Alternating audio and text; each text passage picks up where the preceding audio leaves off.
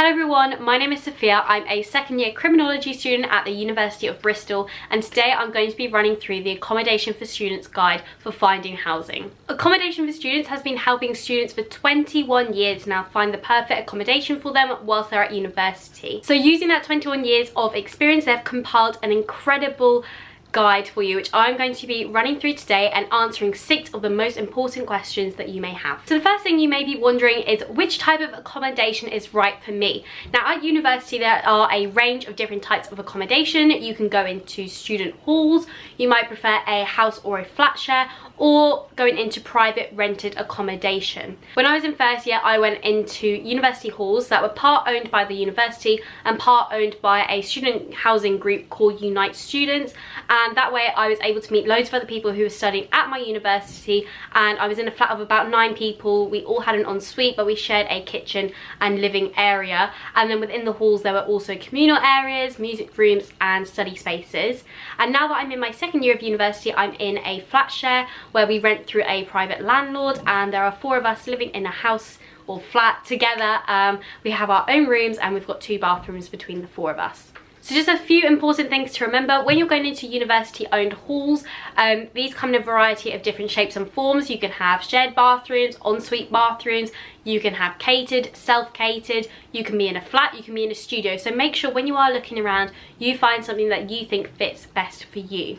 Also, if you're moving into a house share or a flat share, you also need to remember that utility bills sometimes aren't included, and you'll need to factor this in the rental cost. So usually when you're in private accommodation or halls or residence, the kind of bills are included in the weekly amount you're paying, whereas when you move out, you need to pay for that yourself if the landlord doesn't do a bills included package. So the next commonly asked question is, when do you start looking for accommodation? So when I was in first year, I knew I was going to be going into university halls of residence. That's kind of a typical thing that all first year students were doing.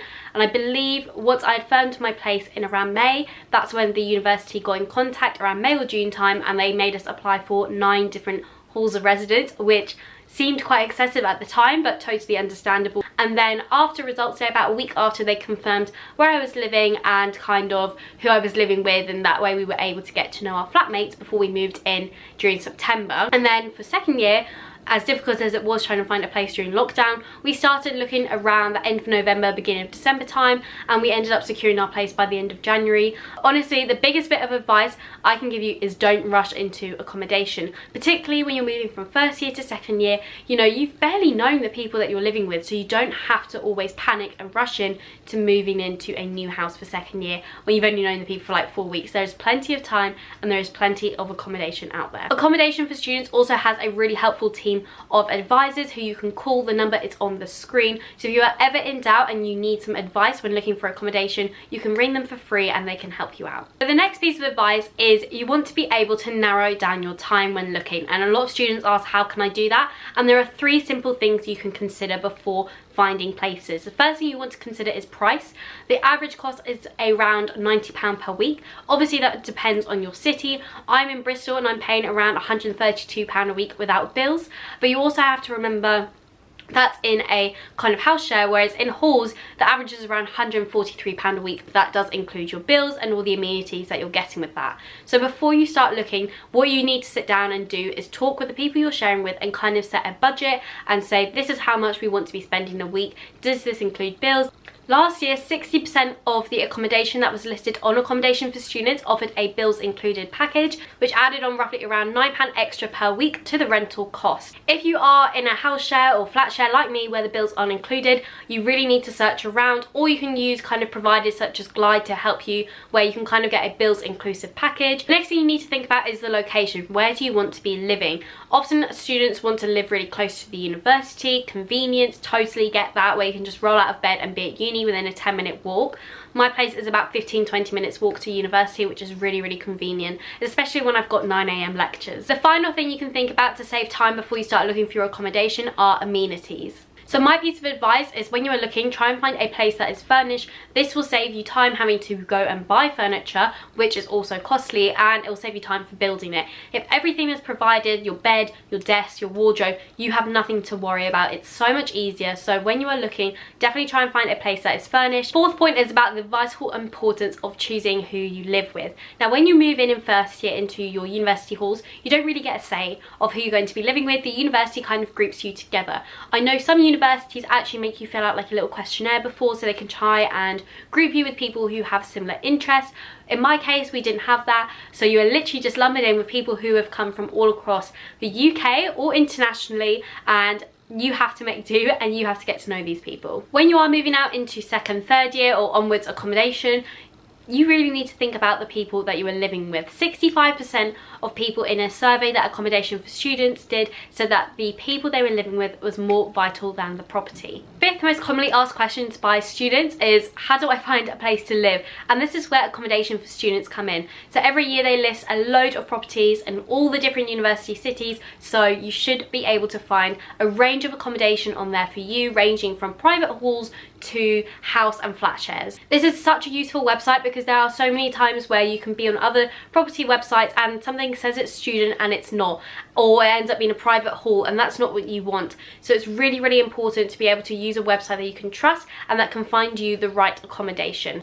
And finally, how do you know that the property is right for you? There are a range of questions that you need to be able to answer to know that this property is right for you. So the first thing you need to consider, how long has it been on the market? If it has been on the market for a very long time, then that could be a sign that there is something wrong with the property, and that is the reason why other students haven't taken it. You need to consider how much is the deposit and is it protected? So we paid about a month's rent together as our deposit, and then that went into a protection scheme, which means it has been secured, the money's not been spent, and if all goes well by the time we move out, we will get our deposit back in full. You then need to consider the length of the contract. So most contracts run from about 40 to 52 weeks. When I was in halls, I think my contract was about 43 weeks, which ran from the end of September to about the middle of July.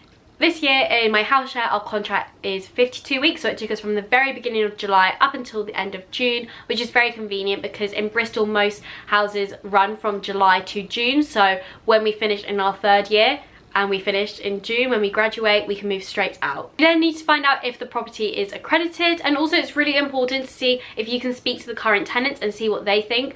When I was doing my property search last year, our viewings were typically online, and one of the viewings we had was actually done by the tenants over Zoom, and it was so useful being able to speak to them because they were able to highlight quite a few of the issues that they had had with the letting agents and also the property, and it kind of made us think twice about, do we want to go forward with this property considering the amount of issues they'd already had. Whereas when we looked at our current place, again, we were able to speak to the current tenants and they didn't have one bad word to say about it. They've been really, really happy here.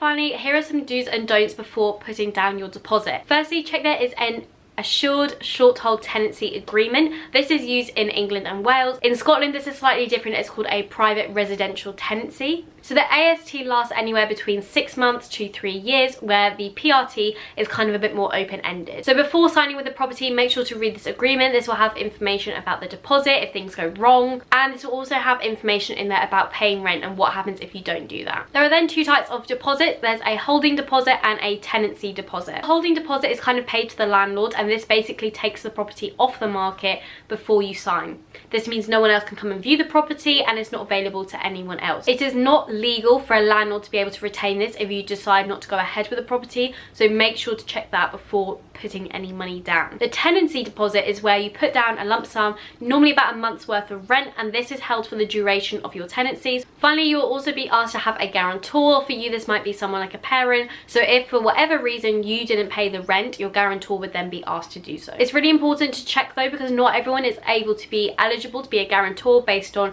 income levels. However, there are companies out there who can act as your guarantor for you. So you can use a guarantor company such as Housing Hand, who will act as your guarantor for you for a small fee. Also, make sure to get an inventory before you move in. This is a nice list of everything that comes with the property, and if there are any issues, they can be listed there. You may be given an inventory, but it's really important that you go around the property and check everything for yourself and add on anything that isn't currently on there. I hope this video was really informative and helpful for you. If it was, make sure to leave it a like by giving it a thumbs up. And if you are new to the Accommodation for Students channel, then make sure to hit that subscribe button below so you can stay up to date with all the useful content like this that will be coming your way. All the links for the Accommodation for Student website and their other social channels are down below, and I will see you all very soon. Bye!